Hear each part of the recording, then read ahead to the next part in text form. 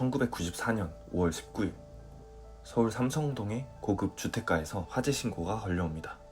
집에 불이 났어요. 부모님이 안에 계세요. 빨리 구해주세요.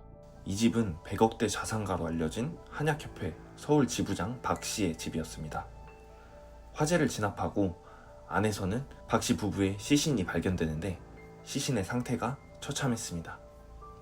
수십 군데의 자상이 발견되면서 이 사건은 단순 화재가 아닌 살인사건으로 판단하고 수사에 나섭니다. 경찰은 처음에 외부인의 소행이라고 생각했고 범죄의 잔혹함으로 봤을 때 원한관계를 의심합니다. 그러다 경찰은 피해자의 아들인 박한상에게서 이상한 모습을 발견합니다. 사건 이후에 박한상은 화상 치료를 위해서 병원을 자주 찾았습니다. 박한상을 진료한 간호사가 결정적인 증언을 해주게 되는데 박한상의 머리에 피가 보여서 상처가 있나 확인해 봤는데 아무런 상처가 없었다는 겁니다. 그리고 박한상의 고모도 한 가지 진술을 했습니다.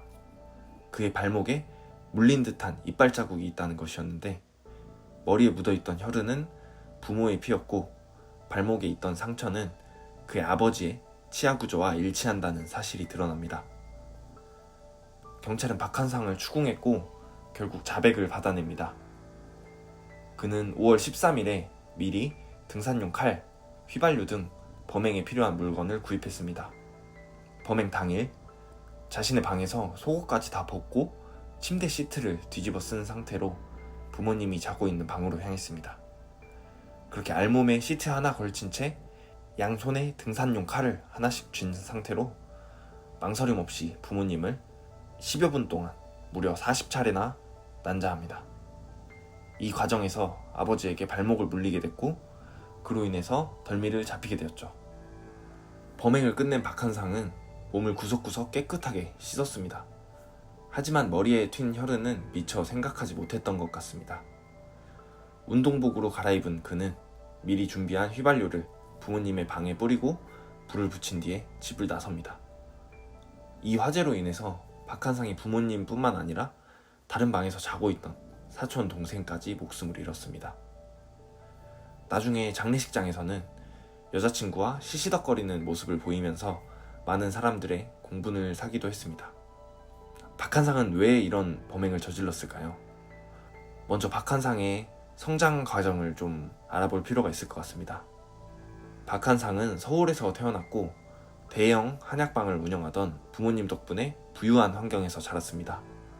거기다 가부장적인 성향이 강했던 시절에 장남으로 태어난 박한상은 부모님에게 편애 수준의 전폭적인 지원을 받으면서 자랐습니다. 그렇게 강남의 명문 고등학교, 현대고등학교에 입학했지만 그는 공부와는 거리가 멀었습니다.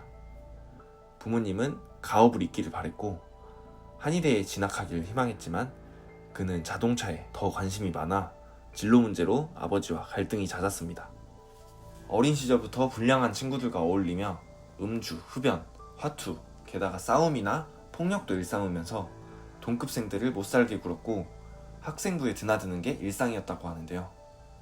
그럴 때마다 전학을 다니기 일쑤였습니다. 그의 아버지는 이런 버릇을 고쳐보겠다면서 강압과 폭력으로 통제에 나섰는데요.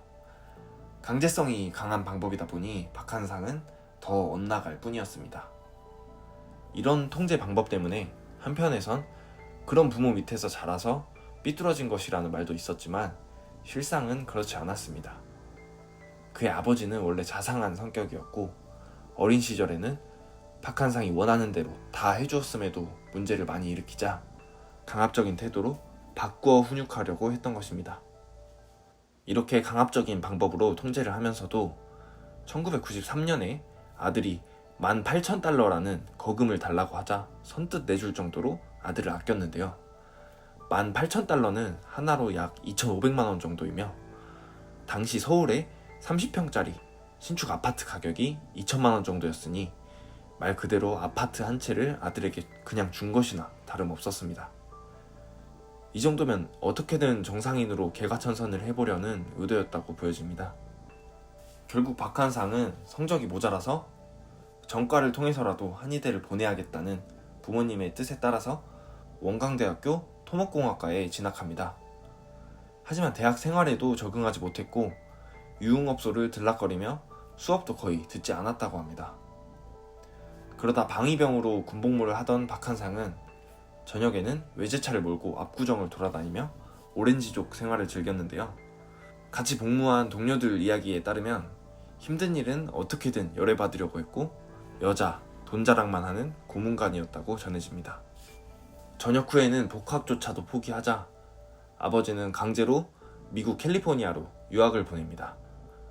하지만 그곳에서도 또래 유학생들과 함께 도박에 손을 댑니다. 이 무렵 장남이었던 박한상에 밀려 차별받으며 자란 차남이 우수한 성적으로 한의대에 입학하게 됩니다. 그러면서 박한상은 더 이상 편애받는 집안의 장남이 아니라 돈만 축내는 사고뭉치이자 골칫덩어리로 전락하고 말았습니다. 박한상은 미국에서 도박과 마약에 빠져 살다가 3,700만 원의 빚을 지게 되었고 소식을 들은 아버지는 한국으로 아들을 불러들입니다. 그간 무슨 사고를 치더라도 수습해주던 부모님도 마침내 화를 내며 호적을 파가라, 너는 어떤 일도 할 수 없는 놈이다 라며 강하게 꾸짖었는데 결국 박한상은 이에 앙심을 품게 됐습니다. 부모님을 죽이면 전 재산이 자신에게 상속될 것이라고 생각했던 그는 100억대의 자산을 가지기 위해서 범행을 계획하게 되는데 이게 사건의 범행 동기였습니다. 그는 미국 유학 중에 미국에서 봤던 영화들을 모티브로 범행을 계획했는데 결국에는 범행이 발각되면서 부모님의 유산은 한 푼도 상속받지 못했습니다. 보통 존속살인의 경우에는 대부분 우발적인 범행이 많았는데 이 사건은 계획적으로 이루어진 살인이라는 부분에서 당시 사회에 충격을 안겨주었던 사건이었습니다. 1994년 존속살인 혐의로 대법원에서 사형 확정 판결을 받았습니다. 당시 1심 재판장이었던 김황식 부장판사는 사형 선고를 피할 명분을 아무리 찾아봐도 도저히 못 찾겠다며 인간 생활의 가장 근본인 부모와 자식 간 관계를 파멸시킨 피고인의 행위는 사형에 처해 마땅하다라는 판결문을 남겼습니다. 하지만 이후에 사형제도가 사실상 폐지되면서 박한상은 현재 대한민국에서 두 번째로 장기 복역 중인 사형수입니다.